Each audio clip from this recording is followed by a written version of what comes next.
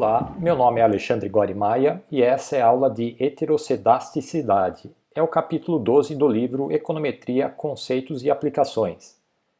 Heterocedasticidade significa a variância heterogênea dos erros.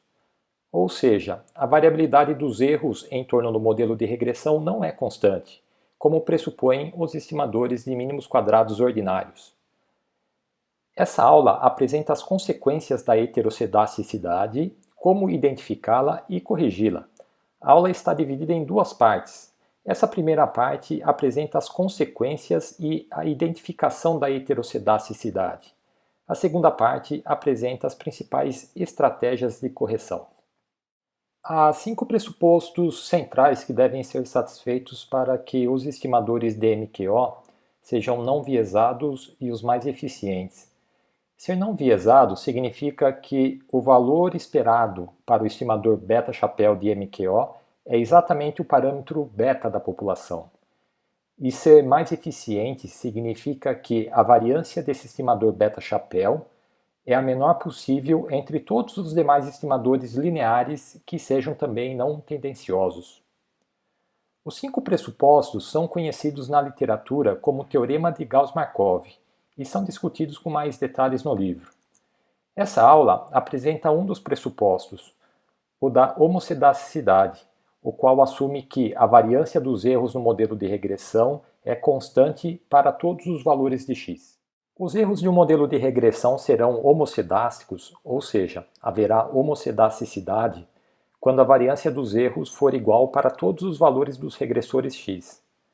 A figura abaixo ilustra essa situação em um modelo de regressão linear simples. A distribuição dos erros seria a mesma para diferentes valores controlados de x, por exemplo, para x igual a x1 e x igual a x2. Ou seja, os erros apresentariam uma distribuição normal com variância constante, representada por σ2, seja, por exemplo, para x igual a x1 ou x igual a x2. Por outro lado, os erros de um modelo de regressão serão heterocedásticos, ou seja, haverá heterocedasticidade quando a variância dos erros diferir dependendo dos valores dos regressores x. A figura à direita ilustra essa situação. A distribuição dos erros apresenta variâncias diferentes para, por exemplo, valores de x igual a x1 e x igual a x2. Genericamente, eu posso dizer que a variância dos erros σ2i será diferente para cada valor i dos regressores. Há 4 causas principais de heterocedasticidade. A primeira é a natureza das variáveis, pois algumas relações serão naturalmente heterocedásticas. Por exemplo, a relação entre renda familiar x e poupança y. É natural esperar que famílias mais pobres tenham uma variabilidade menor dos valores poupados. Isso porque há uma restrição orçamentária severa entre as famílias com baixa renda, e os valores poupados seriam naturalmente baixos para todas as famílias pobres. Por outro lado, entre as famílias ricas haveria uma maior variabilidade dos erros, pois a restrição orçamentária é menos severa. Ou seja, entre as famílias ricas, eu poderia ter aquelas que poupam muito abaixo do esperado, quanto aquelas que poupam muito acima do esperado. A segunda causa é a existência de valores extremos na amostra. Por exemplo, caso todas as famílias apresentem valores poupados muito próximos aos esperados para a sua renda. Mas apenas uma família se sobressai em relação às demais, por exemplo, com uma poupança muito inferior ao esperado. Nesse ponto da reta de regressão, a variância dos erros seria superior à dos demais valores controlados da renda. Há uma literatura específica para o tratamento de valores extremos na amostra, que não será tópico dessa aula. A terceira causa é a falha na especificação do modelo. Por exemplo, se eu relaciono poluição y com riqueza x.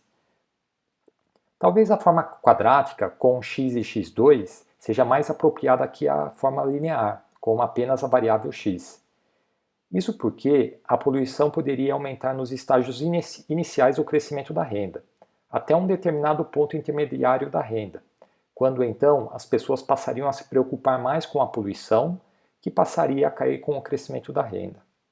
Se eu indevidamente ajustar uma função linear para essa relação, os valores da poluição próximos ao ponto intermediário da renda, que é o ponto de inflexão da curva, seriam muito superiores aos esperados pela função linear, e os erros seriam, consequentemente, heterocedácicos. De maneira análoga à causa anterior, outro motivo principal de heterocedacidade é a forma funcional inadequada de relacionamento entre as variáveis. Seja novamente o caso da relação linear entre renda X e poupança Y. Haveria heterocedacidade, por exemplo, caso a dispersão média dos erros seja de R$ 10 para as famílias pobres, em que a poupança esperada é de R$ 100, e a dispersão média seja de R$ 100 para as famílias ricas, em que a poupança esperada é de R$ 1.000. Apesar de as dispersões absolutas serem diferentes entre famílias pobres e ricas, as dispersões relativas, ou seja, em relação aos valores esperados, são idênticas. 10 dividido por 100, que é igual a 10% de dispersão relativa dos erros para os pobres, e 100 dividido por 1.000, que é igual a 10% de dispersão relativa para as famílias pobres, famílias ricas. A transformação logarítmica transforma variações absolutas em variações relativas, e eu poderia simplesmente relacionar o log da poupança com o log da renda. Como resultado, eu teria os erros como variações relativas do valor esperado, ao invés de variações absolutas do modelo linear. Moral da história: a transformação logarítmica pode eliminar ou pelo menos atenuar a heterocedacidade. A heterocedacidade possui duas consequências. A primeira é a ineficiência do estimador beta-chapéu de MQO. Se o estimador de MQO é ineficiente, significa que a sua variância não é a menor possível entre os estimadores não tendenciosos de beta. Lembrando que a variância do estimador é importante para realizar os testes de hipóteses.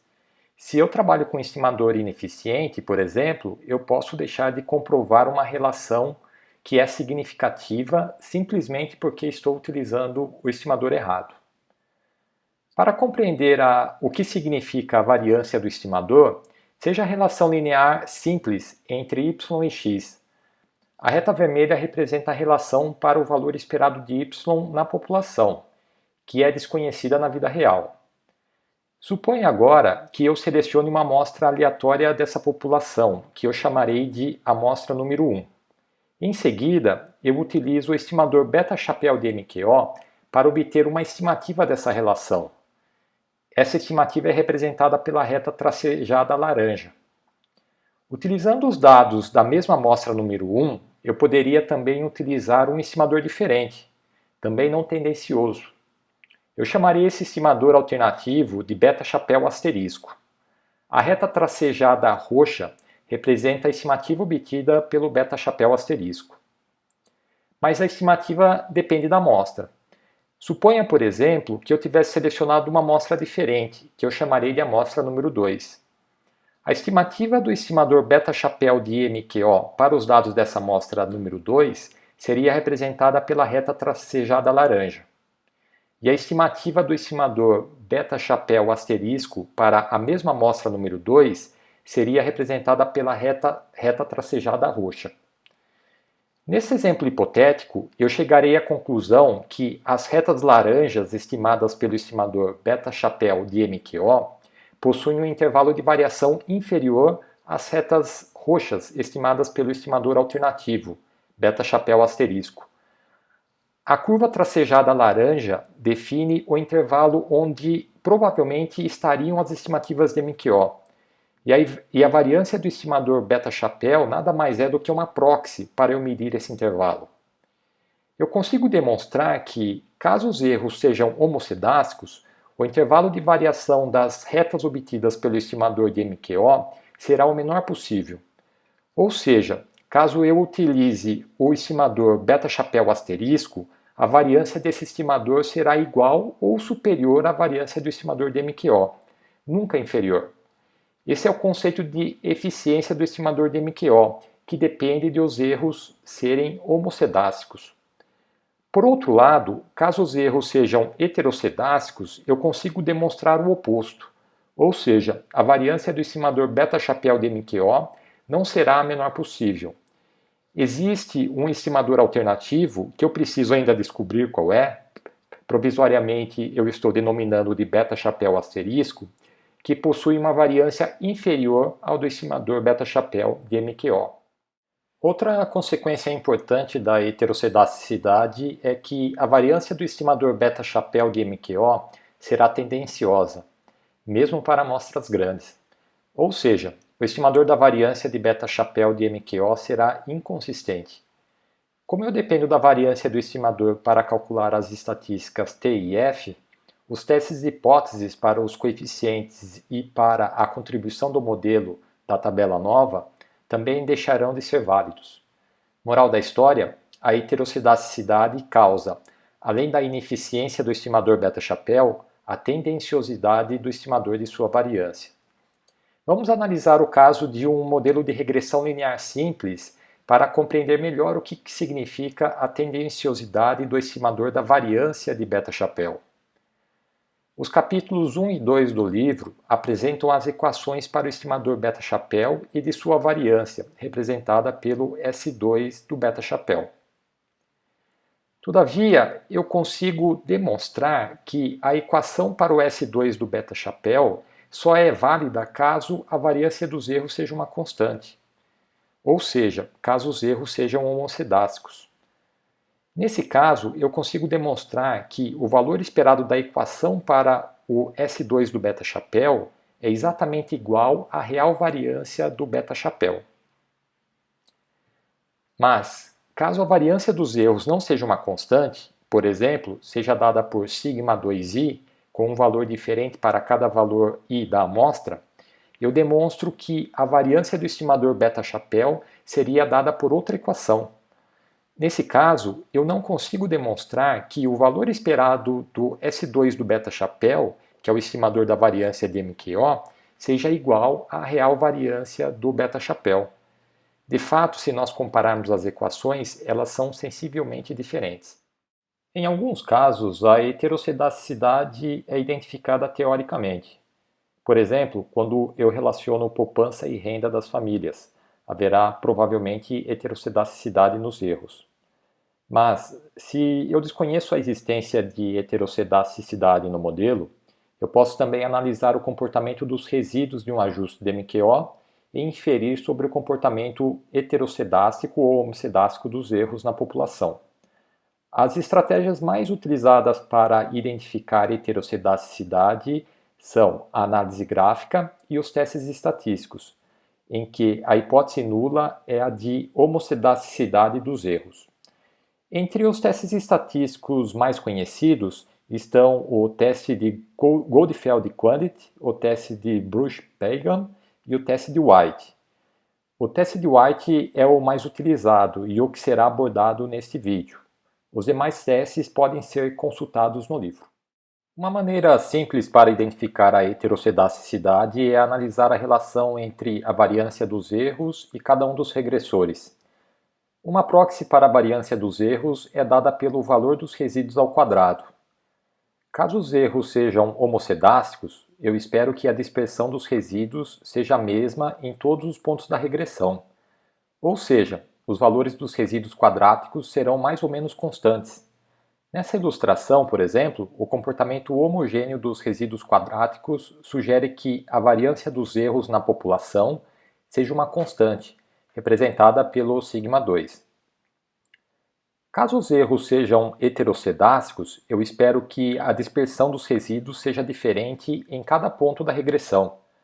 Ou seja, os resíduos quadráticos apresentarão algum padrão não homogêneo de comportamento em função dos valores de x. Nessa ilustração, os resíduos quadráticos parecem crescer linearmente com os valores de x. Ou seja, a figura sugere que a variância dos erros, representada por σ2i, seja uma função linear de x. Qualquer padrão de relacionamento não homogêneo entre os resíduos quadráticos e os valores de x indica a existência de heterossedasticidade, não apenas o padrão linear apresentado na figura anterior. Por exemplo, a relação pode apresentar um formato de uma parábola, indicando que a variância dos erros seja definida por uma função quadrática de x, com as variáveis x e x ao quadrado. Os resíduos quadráticos podem ainda crescer exponencialmente com os valores de x, indicando que a variância dos erros seja definida por uma função logarítmica ou com uma função com um componente quadrático de x, o x2. Uma limitação da análise gráfica é que fica difícil tirar alguma conclusão quando, por exemplo, eu tenho muitas variáveis independentes no modelo. Eu teria que analisar a relação entre os resíduos quadráticos e cada uma das variáveis. Uma alternativa seria analisar a relação gráfica entre a dispersão quadrática dos resíduos e os valores previstos de y, que nada mais é do que uma função linear dos regressores. Mas a solução usualmente adotada é aplicar um teste estatístico para a hipótese nula de homocedacidade dos erros, como será apresentado em seguida. O teste de White é o mais utilizado para testar a hipótese nula de que os erros do modelo são homocedácicos. Seja, por exemplo, um modelo de regressão para y como uma função de dois regressores, x1 e x2. O primeiro passo da análise é ajustar o modelo por MQO e salvar os resíduos. Caso haja heterocedaticidade, eu espero que os resíduos quadráticos, que são uma medida da dispersão dos erros, apresentem algum tipo de relacionamento com os regressores. Ou seja, eu posso relacionar os resíduos quadráticos com os regressores em um modelo auxiliar de regressão e verificar se essa relação é significativa. Como eu não sei qual é o tipo de relacionamento, se é, por exemplo, uma relação quadrática ou linear, eu ajusto o modelo dos resíduos quadráticos como uma função de todos os regressores, seus componentes quadráticos e interações entre esses regressores. Essa estratégia permite captar relações heterocedácicas que não sejam lineares, relações quadráticas, por exemplo.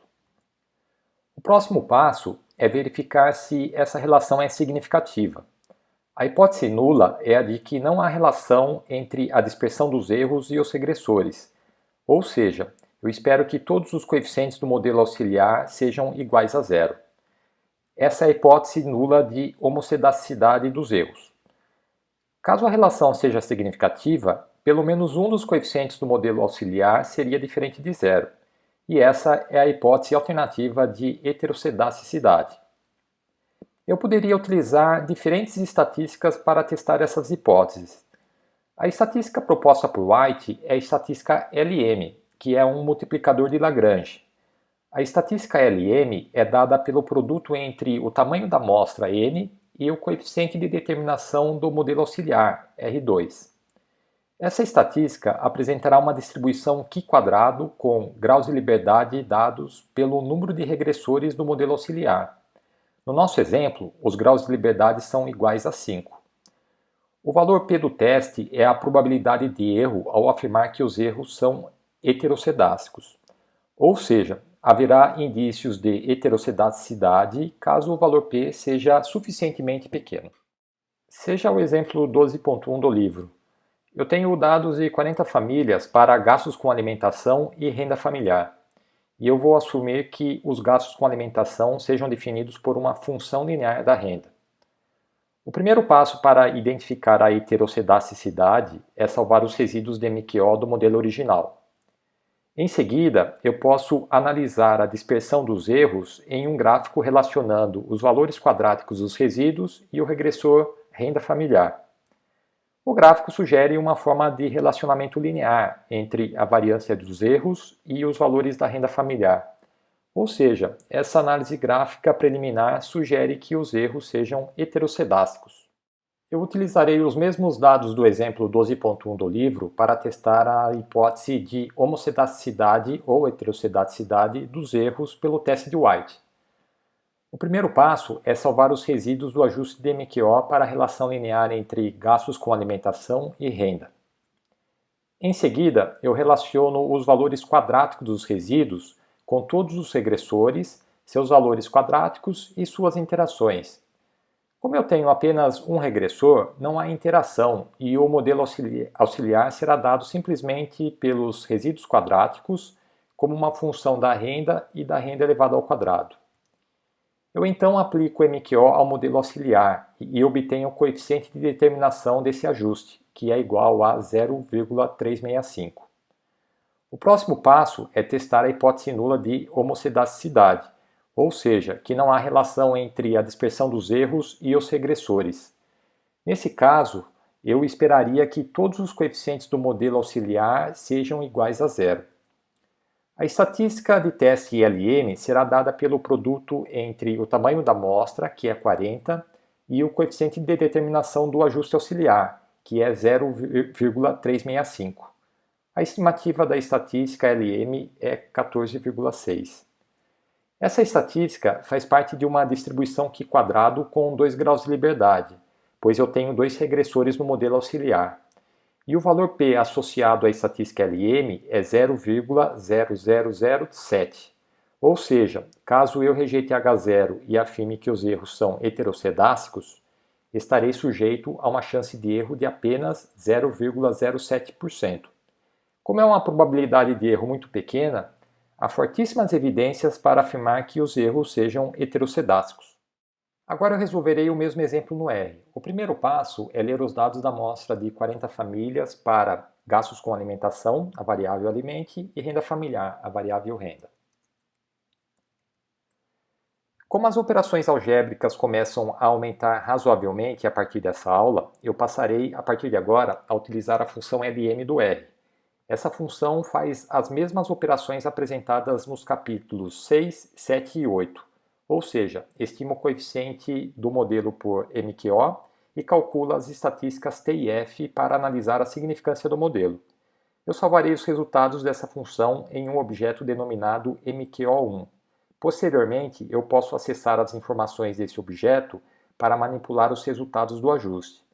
A função summary, por exemplo, apresenta os principais resultados do ajuste.